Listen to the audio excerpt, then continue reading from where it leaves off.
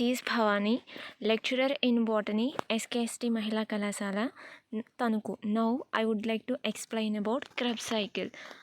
Krebs cycle for aerobic respiration to takes place within the mitochondria. The final product of glycolysis, pyruvate, is transported from the cytoplasm into the mitochondria. So గ్లైకోలైసిస్లో end product అయినటువంటి pyruvate అనేది mitochondria యొక్క inner మెంబ్రెయిన్లోనికి transfer అవుతుంది. So ఎప్పుడైతే transfer అయిందో అప్పుడే Krebs cycle start అవుతుంది. ఓకేనా.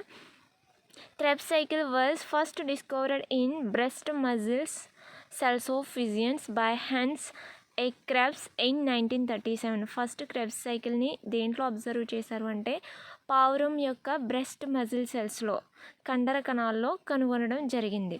Krebs were awarded Nobel prize in 1953 for this work. So ఈయన కనుగొన్న సైకిల్కి గాను ఆయన చేసినటువంటి హార్డ్ వర్క్కి గాను 1953 సంవత్సరంలో నోబెల్ ప్రైజ్ ఇవ్వడం జరిగింది. Hence after his name the cycle is called as Krebs cycle. So Krebs కనుగొన్నందు వలన ఈ సైకిల్కి క్రెబ్స్ సైకిల్ అని నేమ్ ఇవ్వడం జరిగింది. Next, the final product of glycolysis pyruvic acid entered into mitochondria inner membrane through pyruvate translocator protein. గ్లైకోలైసిస్లో end product అయినటువంటి pyruvate అనేది సైటోప్లాజంలో ఉంటుంది. సైటోప్లాజం నుంచి మైటోకాండ్రియా యొక్క ఇన్నర్ మెంబ్రెయిన్లోనికి, మైటోకాండ్రియా యొక్క అంతఃత్వచంలోనికి పైరువేట్ ట్రాన్స్లోకేటర్ ప్రోటీన్ ద్వారా ఎంటర్ అవుతుంది. The pyruvic acid converted into acetyl CoA by an enzyme pyruvic dehydrogenase. So ఈ యొక్క మైటోకాండ్రియా ఇన్నర్ మెంబ్రెయిన్లోనికి ఎంటర్ అయినటువంటి పైరువిక్ యాసిడ్ అనేది ఎసిటైల్ CoAగా కన్వర్ట్ అవుతుంది. ఏ ఎంజైమ్ సహాయంతో అంటే పైరువిక్ డీహైడ్రోజినేస్ అనే ఎంజైమ్ సహాయంతో. Following steps occurs in Krebs cycle. So ఈ వివిధ రకాల స్టెప్స్ అనేవి ఉన్నాయి, 10 ఉంటాయి. ఫస్ట్ది కండెన్సేషన్. నెక్స్ట్ వన్ కండెన్సేషన్ అంటే సంగ్రహణం, డీహైడ్రేషన్ అంటే నిర్జలీకరణం, హైడ్రేషన్ సజలీకరణం, ఆక్సిడేషన్ ఆక్సీకరణం, డీకార్బాక్సిలేషన్ TION వస్తుంది చూసుకోండి, TION decarboxylation. Next oxidative decarboxylation, ఇక్కడ స్పెల్లింగ్ వస్తుంది, ఇది ఒకటి చూసుకోండి. Oxidative decarboxylation. Next one cleavage, next one oxidation, and 9th one hydration, 10th one oxidation. ఇవి స్టెప్స్. ఓకేనా. సో ఓవరాల్గా సైకిల్ అయితే ఇది. ఫస్ట్ ఏం చెప్పుకున్నాం, కండెన్సేషన్ కదా. సో ఇక్కడ కండెన్సేషన్ అంటే ఏమొస్తుందంటే ఫస్ట్ పైరువిక్ యాసిడ్ అనేది ఈ యొక్క మైటోకాండ్రియా ఇన్నర్ మెంబ్రెయిన్లోనికి ట్రాన్స్ఫర్ అవుతుంది. దీనివల్ల పైరువేట్ ట్రాన్స్లోకేటర్ ప్రోటీన్ ద్వారా. ఓకేనా. ద కండెన్సేషన్ అసలు పైరువిక్ యాసిడ్ అనేది ఎసిటైల్ CoA కింద కన్వర్ట్ అవుతుంది. ఇది పైరువేట్ డీహైడ్రోజినేజ్ అనే ఎంజైమ్ సమక్షంలో. ఓకేనా, క్లియర్ కదా, అది ఫస్ట్ స్టెప్. నెక్స్ట్ది the condensation of acetyl CoA with oxaloacetic acid. ఈ ఎసిటైల్ CoA అనేది ఆక్సాలోఎసిటిక్ యాసిడ్తో కలిసి and water to form citric acid. The condensation of acetyl CoA combined with oxaloacetic acid to form citric acid by the activity of an enzyme citric acid synthase లేదా citrate synthase. Once again condensation అని పెట్టుకున్న తర్వాత the condensation of acetyl CoA combined with oxaloacetic acid to form citric acid. This reaction is catalyzed by the enzyme citric acid synthase. Acetyl CoA అనేది oxaloacetic యాసిడ్తో సంగ్రహణం చెంది citric యాసిడ్ని ఏర్పరుస్తుంది. So ఈ చర్యకు citrate synthase అనే enzyme ఉపయోగపడుతుంది. ఇది condensation. నెక్స్ట్ది డీహైడ్రేషనే కదా చెప్పుకున్నాం. వన్స్ అగైన్ చూడండి, ఇదిగో డీహైడ్రేషన్. ఓకే, నెక్స్ట్ది డీహైడ్రేషన్ అని పెట్టి citric acid undergoes dehydration అంటే ఒక వాటర్ మాలిక్యూల్ని కోల్పోతుంది. Citric acid undergoes dehydration with the help of the enzyme aconitase to form cis-aconitic acid. Once again, dehydration. Citric acid undergoes dehydration with the help of an enzyme aconitase to form cis-aconic acid. ఓకేనా? Citric ఆమ్లం అనేది ఒక నీటి అణువును కోల్పోయి sys aconitic ఆమ్లంగా రూపాంతరం చెందుతుంది. ఈ చర్యకు అకోనిటేజ్ అనే ఎంజైమ్ ఉపయోగపడుతుంది. ఇది నిర్జలీకరణం. తర్వాత హైడ్రేషన్, సజ్జలీకరణం. Cis aconitic acid, this one. Cis aconitic acid accepts one water molecule to form isocitric acid. Once again, hydration అని పెట్టి cis aconitic acid accept one water molecule to form isocitric acid in presence of an enzyme aconitase. సజలీకరణం అంటే sys aconitic ఆమ్లము ఒక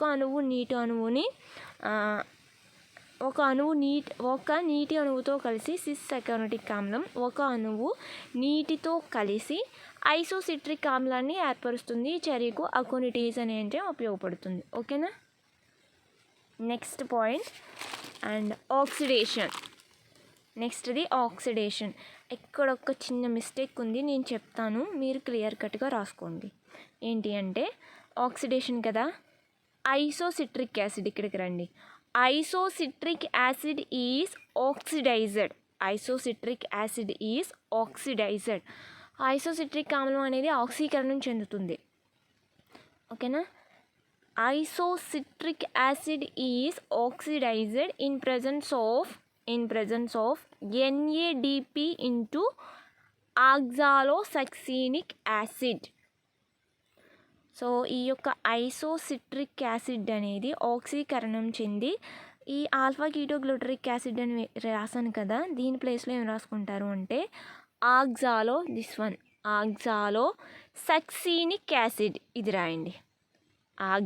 ఇది ఈ కొంచెం ముక్క రాసి succinic acid ఏర్పడుతుంది. ఆక్సాలోసక్సినిక్ యాసిడ్ అని రాసుకోండి. ఓకేనా? అది ఆ పాయింట్ రాయండి చాలు. ఐసోసిట్రిక్ యాసిడ్ కింద ఆక్సాలోసక్సినిక్ యాసిడ్. ఓకే, పాయింట్ క్లియర్ కట్గా అర్థమైంది కదా. ఇక్కడ మాత్రం NAD+ NADH2 సేమ్ వేసేసుకోండి. ఓకేనా? The isocitric acid oxidized to form oxalosuccinic acid. 2 molecules of hydrogen released from the isocitric acid. 2 molecules of hydrogen released from the isocitric acid which reduce NADP+ into NADPH2. NADP+ అని పెట్టుకుని NADPH2 అని రాసుకోండి, సరిపోతుంది. ఇక్కడ NADP+ వేసి NADPH2 వేసుకోండి. Clear కట్గా అర్థమైంది కదా. ఓన్లీ ఇక్కడ P వస్తుంది అంతే, ఇక్కడ ఒక P వస్తుంది అంతే, మిగతాదంతా same. This reaction is catalysed by an enzyme isocitric dehydrogenase. అంటే 2 హైడ్రోజన్ మాలిక్యూల్స్ అనేవి ఐసోసిట్రిక్ యాసిడ్ నుంచి బయటికి రిలీజ్ అవుతున్నాయి కాబట్టి డీహైడ్రోజినేజ్ అంటారు. ఇక్కడ ఒక్క డిఫరెన్స్ ఉంది. ఈ ఆల్ఫా కీటోగ్లూటరిక్ యాసిడ్ అనేది కిందికి జరుగుతుంది, దీనికంటే మిడిల్లో ఆక్సాలోసక్సినిక్ యాసిడ్ వస్తుంది అంతే. క్లియర్ కదా. Next 5th step decarboxylation. Decarboxylation అంటే oxalosuccinic acid undergoes decarboxylation to form alpha ketoglutaric acid. Point అర్థమైందా? ఐసోసిట్రిక్ అనేదేమో ఆక్సాలోసక్సినిక్ యాసిడ్ని ఏర్పరుస్తుంది, దాని నుంచి NADP కాస్త NADPH2గా కన్వర్ట్ అవుతుంది. నెక్స్ట్ ఆక్సాలోసక్సినిక్ యాసిడ్ ఉంది. ఇక్కడ ఆక్సాలోసక్సినిక్ యాసిడ్ అనేది డీకార్బాక్సిలేషన్ చెంది ఆల్ఫా కీటోగ్లూటరిక్ యాసిడ్ ఏర్పడుతుంది. అంటే డీకార్బాక్సిలేషన్ అంటే ఆక్సాలోసక్సినిక్ యాసిడ్ అనేది 6 కార్బన్స్ని కలిగి ఉంటుంది. ఒక కార్బన్ మాలిక్యూల్ అనేది బయటికి పోవడం వల్ల 5 కార్బన్ మాలిక్యూల్స్ ఉన్న ఆల్ఫా కీటోగ్లూటరిక్ యాసిడ్ ఏర్పడుతుంది. ఓకేనా. This reaction is catalysed by an enzyme oxalosuccinic decarboxylase. రాసుకోండి. అంటే ఆక్సాలోసక్సీనిక్ యాసిడ్ ఒక బాక్స్ వేసుకుని దాని నుంచి ఆల్ఫా కీటోగ్లూటరిక్ యాసిడ్ ఈ బాక్స్ వేసుకుని ఎంజైమ్ వచ్చేసి ఆక్సాలోసక్సీనిక్ డీకార్బాక్సిలేజ్ అని రాసుకోండి. క్లియర్ కట్గా అర్థమైంది కదా చెప్పేది. ఆక్సాలోసక్సీనిక్ డీకార్బాక్సిలేజ్ అంటే ఒక్క కార్బన్ డైఆక్సైడ్ మాలిక్యూల్ బయటికి పోతుంది. Okay. Next oxidative decarboxylation. Continuation ఇదంతా. మధ్యలో మిస్ అయిందల్లా ఏమిటి అంటే ఆక్సాలోసక్సీనిక్ యాసిడ్ ఒక బాక్స్ వేసి రాయడమే. Next oxidative decarboxylation. Alpha ketoglutaric acid, this one, alpha ketoglutaric acid undergoes oxidative decarboxylation to form succinyl CoA. Succinyl CoA. One molecule of CO2 is released. One molecule of CO2 is released from alpha ketoglutaric acid. Once again, alpha ketoglutaric acid undergoes oxidative decarboxylation to form succinyl CoA. In this process, one carbon is released from alpha ketoglutaric acid. Okay. NAD plus is reduced to NADH plus. This reaction is catalyzed by an enzyme alpha ketoglutaric dehydrogenase. ఓకేనా. Clear కదా. ఇది oxidative decarboxylation.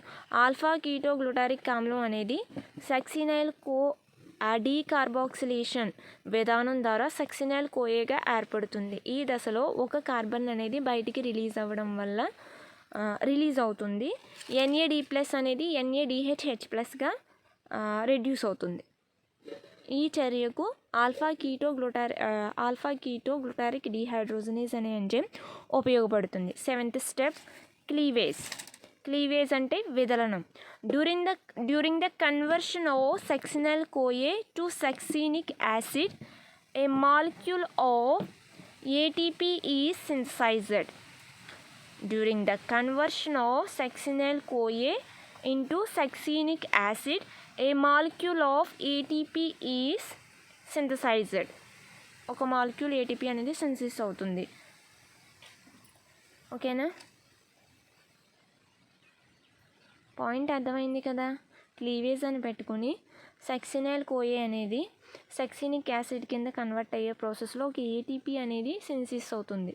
అంటే ఒక ADP plus PI ఒక inorganic phosphate వచ్చి add అవ్వడం వల్ల ఇది ఎడినోసిన్ డైఫాస్ఫేట్కి ఒక ఫాస్ఫేట్ వచ్చి యాడ్ అవ్వడం వల్ల ఎడినోసిన్ ట్రైఫాస్ఫేట్ అనేది ఏర్పడుతుంది. This is the substrate level phosphorylation అంటారు. దీన్నే సబ్స్ట్రేట్ లెవెల్ ఫాస్ఫోరిలేషన్ అంటారు. అంటే ఒక సబ్స్ట్రేట్ వచ్చి ఒక ఇనార్గానిక్ ఫాస్ఫేట్ వచ్చి యాడ్ అవ్వడం వల్ల. ఓకేనా. This reaction is catalysed by the enzyme succinic thiokinase. Succinic thiokinase అనే ఎంజైమ్ ఈ చర్యకు ఉపయోగపడుతుంది, విదలనం చర్యకు. 8th oxidation.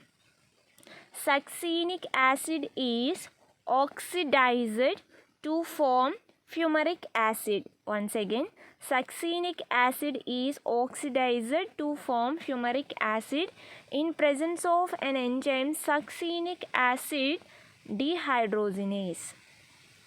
సక్సీనిక్ యాసిడ్ అనేది ఆక్సీకరణం చెంది ఫ్యూమరిక్ యాసిడ్గా ఏర్పడుతుంది. ఈ చర్యకు సక్సీనిక్ డీహైడ్రోజనేజ్ అనే ఎంజైమ్ ఉపయోగపడుతుంది. In this process, during this reaction, two molecules of hydrogen are released. Two molecules of hydrogen are released, which reduce the coenzyme FAD to FADH2. Already succinic acid నుంచి 2 hydrogens release అవుతాయి. ఇది కాస్త FAD కాస్త FADH2 కింద reduce అవుతుంది. Clear అర్థమైంది కదా. ఇది oxidation. Next one hydration. This one. Fumaric acid reacts with 1 molecule of water. Fumaric acid reacts with 1 molecule of water to form malic acid in presence of an enzyme fumarase. Once again, hydration. Fumaric acid reacts with one molecule of water to form malic acid in presence of an enzyme fumarase is called as hydration. Hydration means సజలీకరణం. Fumaric acid, fumaric ఆమ్లం అనేది ఒక నీటి అణువుతో కలిసి మాలిక్ ఆమ్లంగా ఏర్పడుతుంది. ఈ చర్యకు ఫ్యూమరేజ్ అనే ఎంజైమ్ ఉపయోగపడుతుంది. అండ్ లాస్ట్ స్టెప్ ఆక్సిడేషన్, ఆక్సీకరణం. Finally malic acid oxidized to oxaloacetic acid which again reacts with acetyl-CoA and enters into Krebs cycle again and again. మరలా చెప్తున్నాను. Finally, malic acid is oxidized to form oxaloacetic acid which again reacts with acetyl-CoA, enters into Krebs cycle again and again. In this reaction, 2 hydrogen molecules are released from malic acid which reduce NAD+ to NADH+. So malic acid నుంచి 2 హైడ్రోజన్లు బయటికి release అయ్యి NAD+ కాస్త NADH+గా convert అవుతుంది.